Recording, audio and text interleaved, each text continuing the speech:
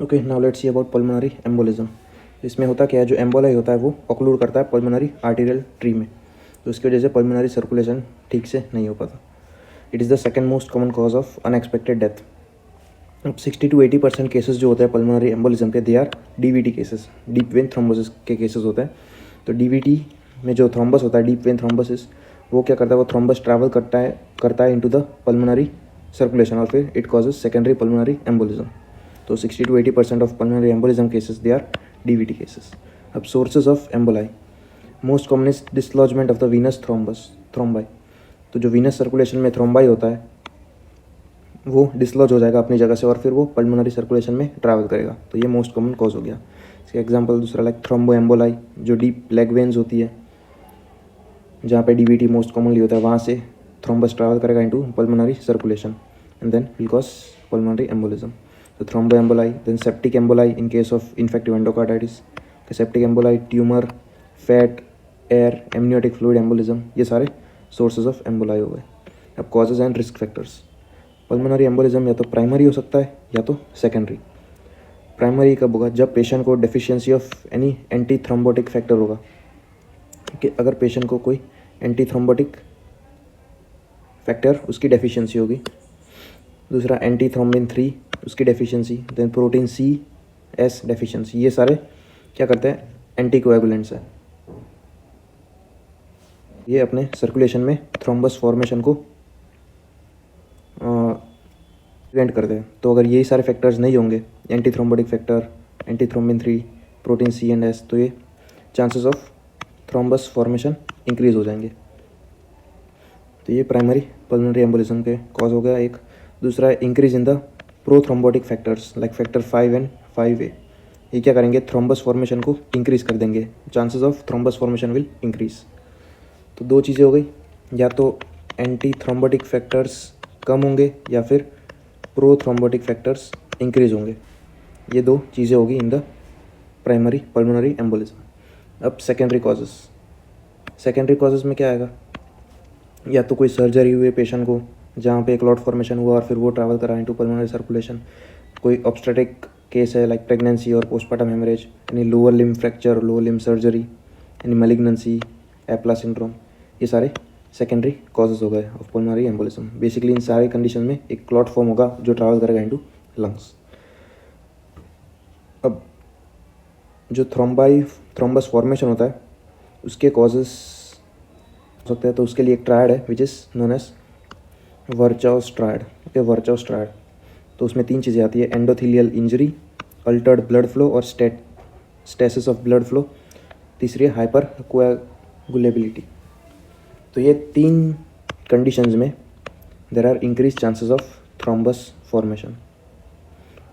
या तो endothelial injury होगी, या तो फिर ब्लड फ्लो वो अल्टर्ड हो जाएगा, या फिर स्टेसिस हो जाएगा, तीसरा हाइपर कोएगुलेबिलिटी। तो ये किसी भी पेशेंट में ऑफ डीप वेन थ्रोम्बोसिस और पल्मोनरी एम्बोलिज्म यहाँ हमें वर्चाउस ट्रायड देखने को मिलता है, जो कि endothelial injury, altered blood flow और स्टेसिस ऑफ ब्लड फ्लो, और तीसरी हाइपर कोएगुलेबिलिटी। ओके, तो ये याद रखना है, वर्चाउस ट्रायड। फिर उसके बाद देखते हैं कि कोई भी थ्रोम्बस ट्रैवल कैसे करता है into the pulmonary circulation.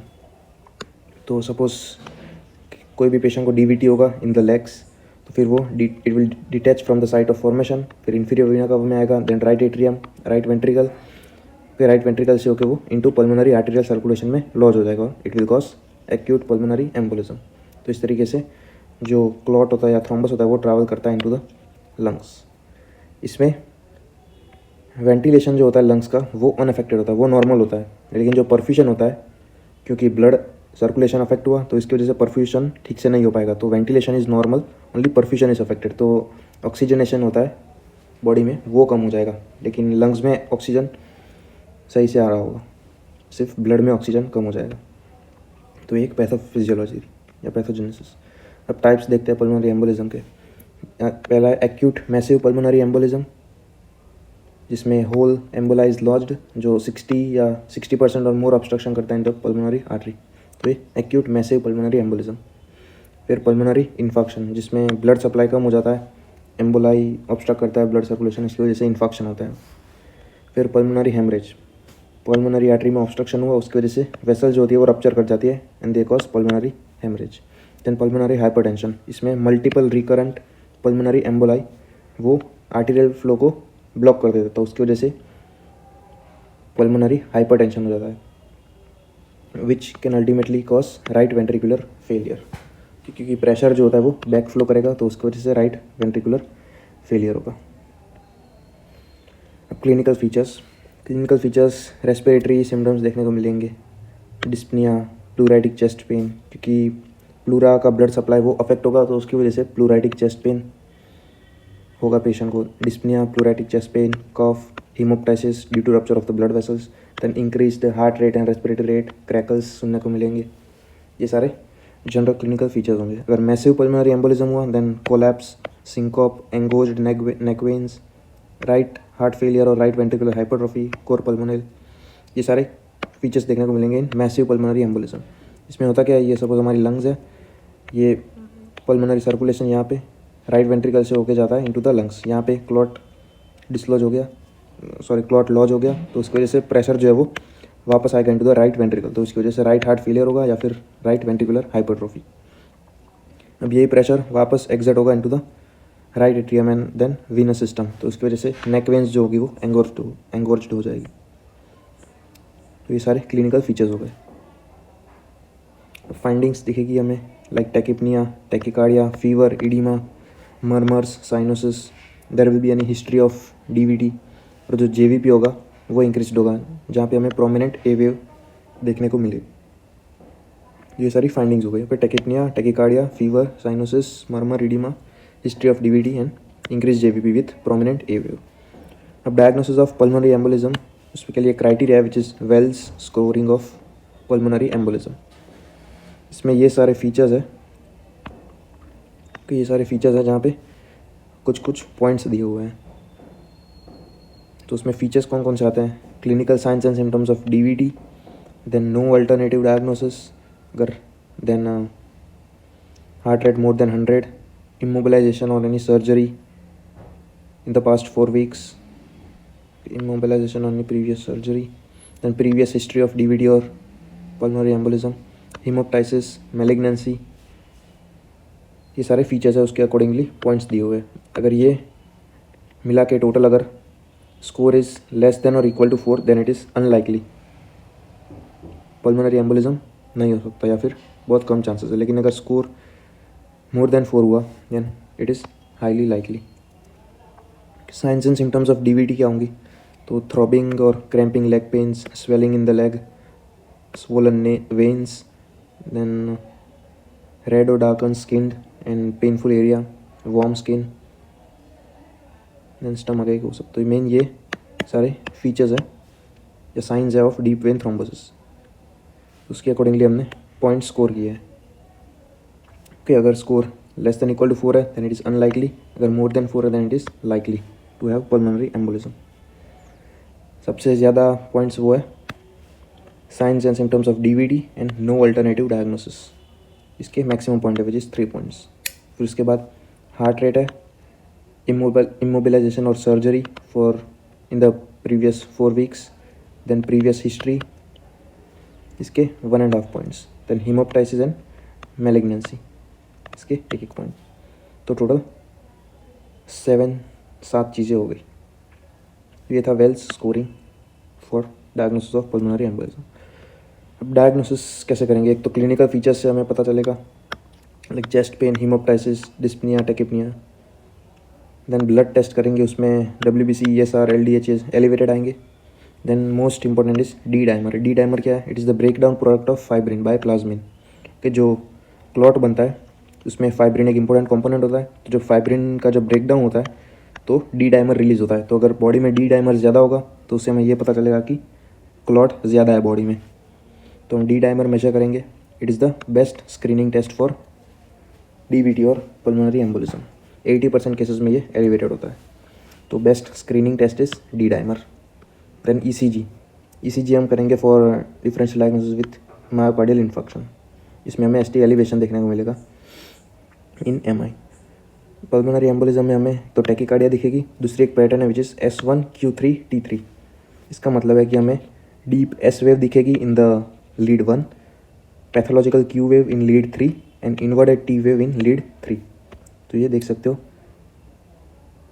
S wave जो है वो ज़्यादा डीप हो गई है। There is pathological Q wave in lead 3 and inverted T wave in lead 3।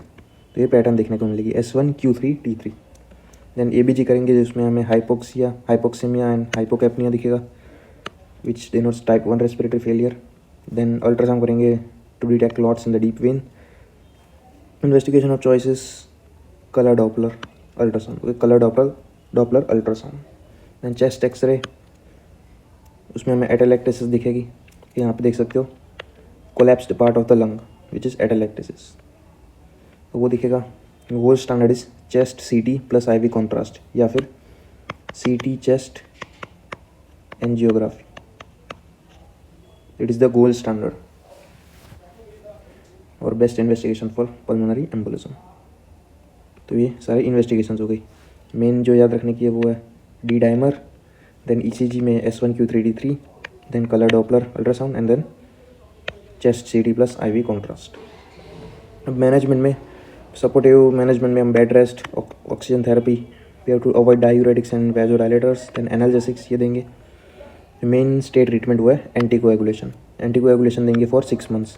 उसमें हम दो मेथड्स से ट्रीट कर सकते हैं। पहला, हम डायरेक्ट नोवेल ओरल एंटीकोएगुलेंट्स देंगे like rivaroxaban and direct thrombin inhibitors. Okay, novel oral anticoagulants ये देंगे। दूसरा है हिपेरिन प्लस वारफेरिन थेरेपी। उसमें पहले हम अनफ्रैक्शनड हिपेरिन देंगे 5 to 10,000 units IV, followed by maintenance, जो हम या तो IV दे सकते हैं या फिर सबक्यूटेनियसली दे सकते हैं। इसके बाद हम एवरी 6 आवर फॉर 24 आवर हम APTT मेजर करते रहेंगे। अगर एक बार वो कंट्रोल में आ गया देन हम वारफेरिन में शिफ्ट हो जाएंगे। तो 2 मेथड हो गए, एक है हिपेरिन प्लस वारफेरिन, दूसरा है ओरल एंटीकोएगुलेंट। उसमें पहले हम हिपेरिन देंगे, अनफ्रैक्शनड हिपेरिन। एक बार फिर कंट्रोल में आ जाए APTT मॉनिटर करने के बाद हम वारफेरिन में शिफ्ट हो जाएंगे। INR should be maintain between 2 to 3। या फिर दूसरी मेथड वो है थ्रोम्बोलिटिक थेरेपी, जिसमें हम थ्रोम्बोलिटिक्स देंगे लाइक स्ट्रेप्टोकाइनेस, यूरोकाइनेस के tissue plasminogen activator like alteplase and रेटिप्लेस।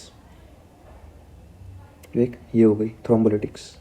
इसमें स्ट्रेप्टोकाइनेस उसकी 2,50,000 यूनिट्स देंगे फॉलोड बाय 1 लाख। यूरोकाइनेस में 4,400 इंटरनेशनल यूनिट पर kg देंगे। और दूसरा टिश्यू प्लाज्मिनोजन एक्टिवेटर, उसमें 100 mg IV। इसकी कॉन्ट्राइंडिकेशन है, अगर एक्टिव इंटरनल ब्लीडिंग हो रही हो देन हम ये नहीं देंगे, क्योंकि ये थ्रोम्बोलिटिक है। तो इसकी वजह से ये थ्रोम्बिन जो होगा उसका ब्रेकडाउन करेगा, तो ब्लीडिंग स्टॉप नहीं होगी। तो अगर पेशेंट को एक्टिव इंटरनल ब्लीडिंग हो देन विल अवॉइड थ्रोम्बोलिटिक्स। तो मेन 2 ट्रीटमेंट मोडालिटी हो गई, एंटीकोएगुलेंट जिसमें हिपेरिन प्लस वारफेरिन और ओरल एंटीकोएगुलेंट। दूसरा है थ्रोम्बोलिटिक थेरेपी जिसमें streptokinase, urokinase and tissue plasminogen activator. अगर फिर भी ट्रीट नहीं हुआ then will do surgery like pulmonary embolectomy. Prevention के लिए हम यूज़ करेंगे LMW low molecular weight heparin और IVC फिल्टर्स, ताकि IVC फिल्टर्स इसलिए यूज़ करेंगे ताकि क्लॉट जो है वो पल्मोनरी सर्कुलेशन में ऊपर ना आ सके फ्रॉम द लेग्स। ये था पूरा पल्मोनरी एम्बोलिज्म।